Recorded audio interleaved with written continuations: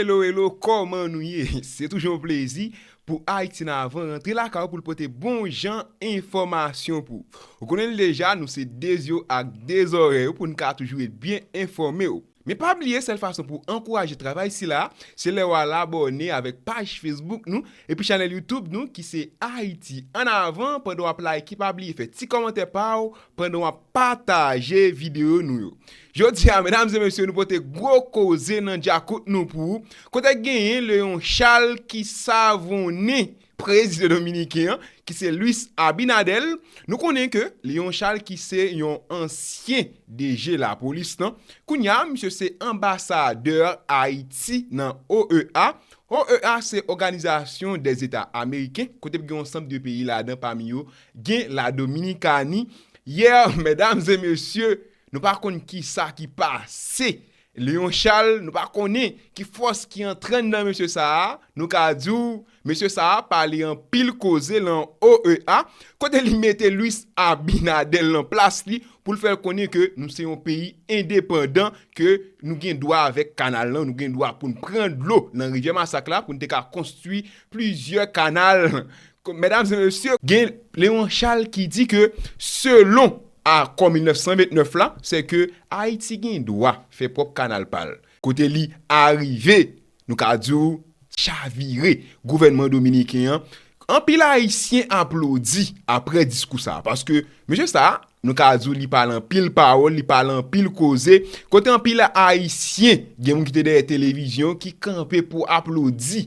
Après gros discours ça qui c'est un discours patriotique qui c'est un discours qui entre en dans pile haïtien qui ça qui en Haïti ou soit à l'étranger nous ka di ou ça arrive sur un pile monde c'est que même si monsieur te gon passé c'est il a touché un pile monde mais faut que nous connaît que les nèg la font bagay qui bon faut que nous féliciter ça parce que les la parle en faveur pays li parle en faveur de 12 millions habitants qui vivent sous territoire en même temps pour un pile diaspora parce que les on est entré dans dossier ça c'est que li gen bois des bananes faut que nous féliciter ancien DGPNH qui c'est ambassadeur OEA qui a représenté Haïti dans la cour Washington. Mesdames et messieurs, sans camper, nous allons présenter un gros discours ça, commencer à les téléphones, nous sous des télévisions là ou soit laptop ou commencer by volume pour plus moun qui attend des discours ça, côté Léon Charles arrivé par un pile parole li classé gouvernement dominicain. Kounya nous allons permettre tout suivre qui Jean ça dans OEA.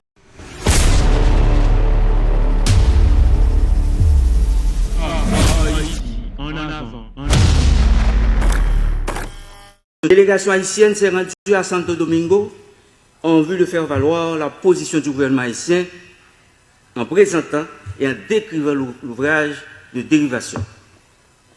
Le 27 mai 2021, à la fin de la rencontre, les deux parties ont signé une déclaration conjointe stipulant notamment dans ces considérants: il est établi le droit pour les deux nations d'utiliser les eaux des rivières qui se trouvent dans la zone frontalière de manière juste et équitable.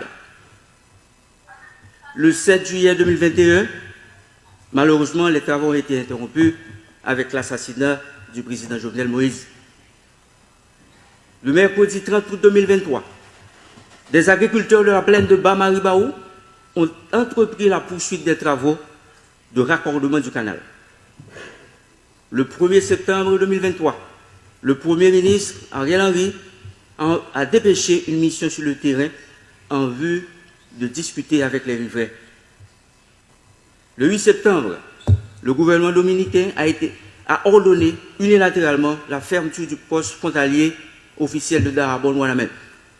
Parallèlement, l'armée dominicaine a fait une démonstration de force en mobilisant des engins lourds sur cette partie de la frontière. Le mardi 13 septembre 2023, les gouvernements haïtiens et dominicains ont décidé de commun accord de se réunir à Santo Domingo à travers la table hydrique binationale de la commission mixte bilatérale afin de trouver une solution juste et définitive à ce différend.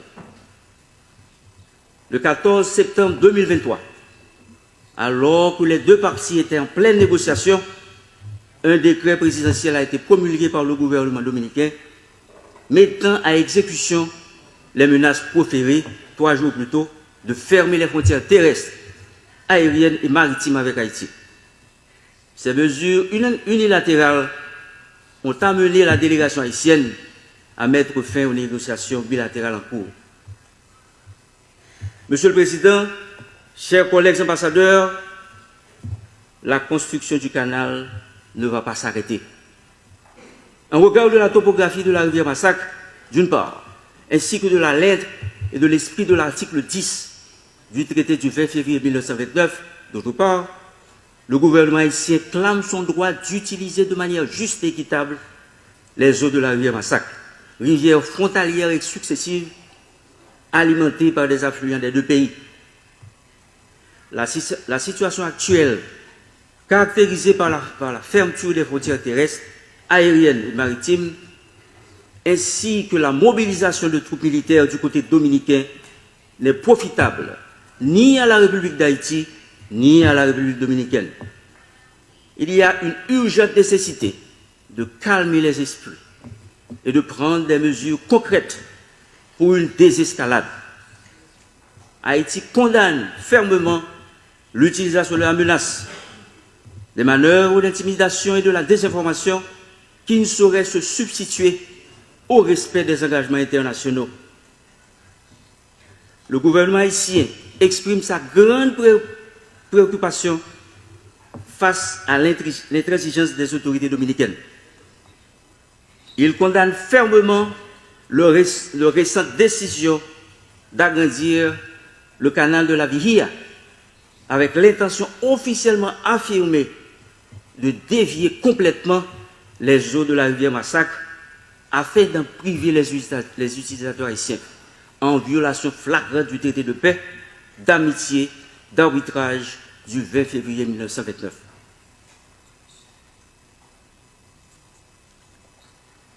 Monsieur le Président, la construction du canal ne va pas s'arrêter.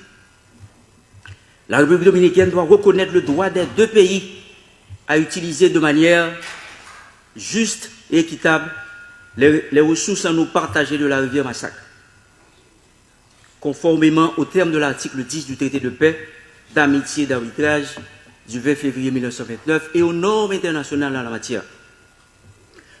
Le problème actuel concernant la rivière Massacre, sans sous-estimer les conséquences de sa gestion irrationnelle, paraît être un dossier mineur et une distraction par rapport aux grands défis communs auxquels doivent faire face les deux pays, car les voies de résolution claires et précises sont déjà prévues dans le traité subventionné.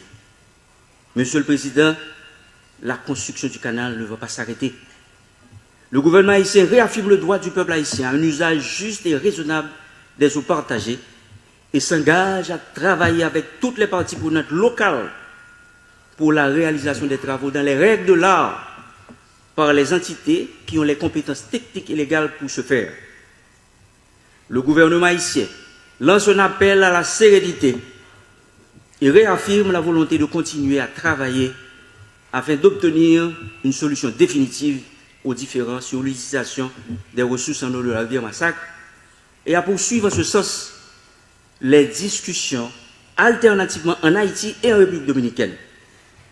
Elle réitère son invitation transmise par la note en date du 15 septembre 2023 du ministère des Affaires étrangères adressée au ministère dominicain des Relations extérieures à reprendre les négociations. Le dialogue étant un élément essentiel aux relations de bon voisinage. Monsieur le Président, la construction du canal sur la rivière Massacre est depuis quelques années l'un des sujets faisant unanimité au sein de la population et de tous les secteurs en Haïti. Les Haïtiennes et les Haïtiens, en solidarité avec la population du Nord-Est et plus particulièrement la communauté de Ouanamène, parlent d'une seule voix quant à la poursuite des travaux. Nous dit KPK, canal là, pas campé. La construction du canal ne va pas s'arrêter. La construction del canal ne va pas parar. Le gouvernement de la République d'Haïti réclame le respect de l'intégrité de son territoire, sans faire un compte rendu exhaustif de la situation de nos compatriotes en terre voisine, Le gouvernement appelle aussi à la protection de ses ressortissants et au respect des conventions internationales en la matière. Il réitère également l'appel au dialogue entre les deux parties. Je vous remercie.